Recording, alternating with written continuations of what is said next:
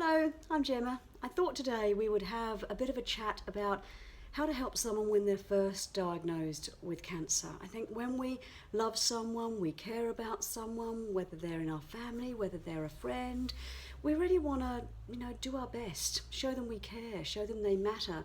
But how to do that is something that I think most of us really struggle with. So what I thought I'd do today is share with you some of the things that people have said to me over the years that have helped them, some of the things that they've struggled with, and some of the things they thought, that was just wonderful, it was gold just when I needed it. I suppose the first thing to say is when someone is diagnosed with cancer, they're overwhelmed. They're overwhelmed, there's a ripple effect in a pond around them, partners, sometimes kids.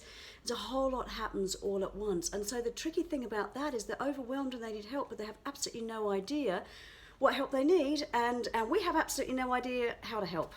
So I think, be mindful of that. It's okay to kind of bumble through that for a bit and just understand that they're not sure and you're not sure. I guess one thing to avoid though, right from that first bit, well, probably maybe two things to avoid. The first thing is pity. So doing this, oh my God, I'm so sorry. Overdoing the pity thing, even if you're shocked, try and contain that. Because if we pity someone, then what it gets them thinking is, oh my goodness, maybe I'm in trouble here. Maybe there's something that really needs pity.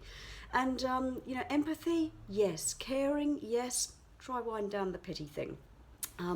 So I suppose that's the first thing. And the second thing is try not to ask questions, so many questions. And because sometimes, especially when the whole thing's unfolding and someone's seeing doctors and getting tests and all, they don't know what's going on. No one yet knows what's going on. And so to be sort of rapid firing questions is sort of all overwhelming, because what it does is it gives them the sense of, oh, hang on a minute, I didn't ask that. Maybe I should have asked that. Maybe if I don't, I'm going to be in trouble. So, try and again contain some of that. You want to know, caring shows you help, but kind of let them, go first with things, because I think that information giving is something that takes a while, to share. One of the best things I think that people say to me that really does help is practical help. And, not the let me know if there's anything you need, because they don't, know what they need yet, and you don't know what you can offer. And so, think about, okay, what could you actually provide that you're willing to provide and happy to provide? So maybe it's meals, yep, you want to cook, you're happy to do that. Maybe you're not the best cook in the universe, so don't do the cooking thing. If you're going to cook, try and look beyond spaghetti bolognese and cook something that's easy. You can just drop off. Don't expect a whole fanfare of thanks. They're just all over the place, and it doesn't mean they're not thankful that you've tried to help, just because they don't express that at that particular time. So, cooking is great. Driving, terrific. Now that might be driving, your friend or the person you love or whatever to appointments or to doctor's appointments, but it might be driving kids to sports arrangements. It might be, taking other care arrangements that this person normally does and sorting out them. It might be driving them to work. It could be all sorts of things. So, driving is a kind of a great thing.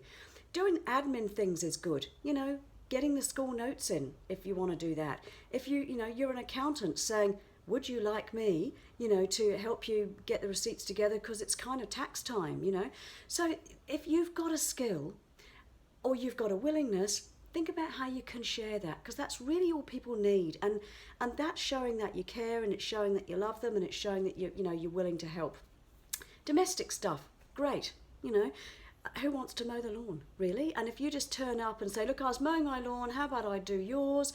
Or do you want your windows done? Or, whatever it is, turn up. Turn up and watch a movie, if you like. But just be there, be around. Don't ask for them to think about what they need. You get in there and show what you need. And if they don't need it, they can say, no thanks, not right at the moment. And if they do that, it brings me to the other thing when you're trying to support someone. Please don't take everything personally. If you take everything personally, then they have to worry about not only, coping with the cancer and coping with the treatments and coping with what the doctors say and the nurses say and all the rest of it, but they've got to worry about your emotions.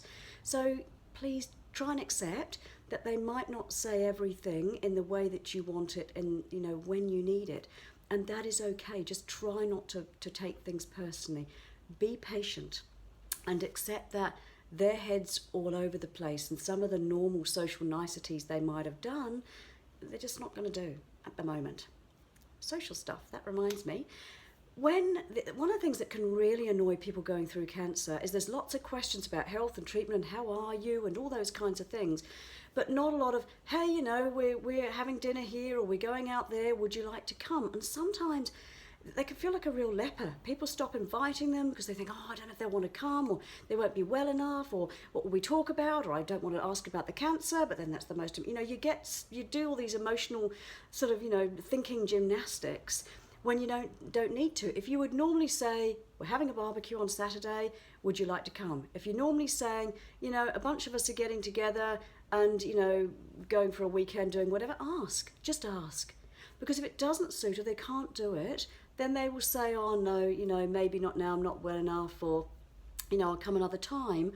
Or maybe there's something that you can modify slightly. Maybe they want to come, but they don't want to drive there. Maybe the packing's overwhelming, you know. Maybe they want to come to the barbecue, but they don't want to go for the whole day because they're going to be really tired, okay? And so be mindful of those kind of things. So socially invite, but be aware that, you know, you might need to be flexible. Do things a little bit differently than you've done before. It's fine. You can do that, you know. I think really the most important thing when you're trying to support someone with cancer is think widely. Think practically, think emotionally, think beyond just talking about it all the time. Some people love to talk. Some people just don't want to go there. They want to do the talking in their head or with the people that are right there next to them, and, you know, give them that space, privilege and time to do that. There's lots of ways you can help if you just, you know, kind of put your mind to it, I suppose. The other thing I wanted to say as well is don't stop after someone's stopped treatment. One of the hardest things when people go through cancer treatment is that people at the end think, oh great, that's over, gosh, you must be so relieved, how wonderful, you want to celebrate, and they just don't feel like that way at all. They feel shell-shocked and fatigued and a whole range of other emotions, but celebration is often actually not one of them. And so, you know, be aware of that. It takes a long time to recover actually after cancer, not weeks, not days, months. And for some people, you know, years. You know, it sticks with them for a long time.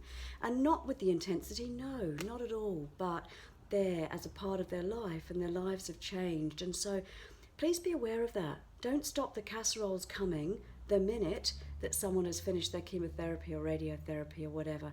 Don't stop inviting them or coming round and hanging out or whatever. A long time, you know, it takes them, it takes energy a long time to come back. And it takes emotional wounds a long time to heal. So look after someone when they're like that. You'd do it at other times in their life. You know, if they'd been divorced, for example, you know, you wouldn't just forget them the minute the separation was done. You would look after them, you know, you'd nurture them. So do that the same way with this. Okay, so maybe that gives you a few ideas about how to help someone with cancer. You can have a look at our website where we've got blogs, and there's things about 20 ways you can help.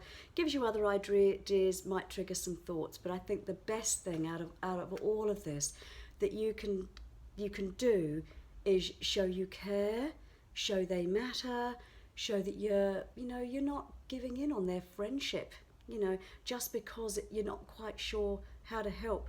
Don't do the whole, I didn't know what to say and I didn't know what to do, so I did nothing, because that won't cut it. People would much rather you make mistakes about what you say and what you do and just show up, you know. That's all they want you to do. So don't overthink it, just get in there and do it. Okay.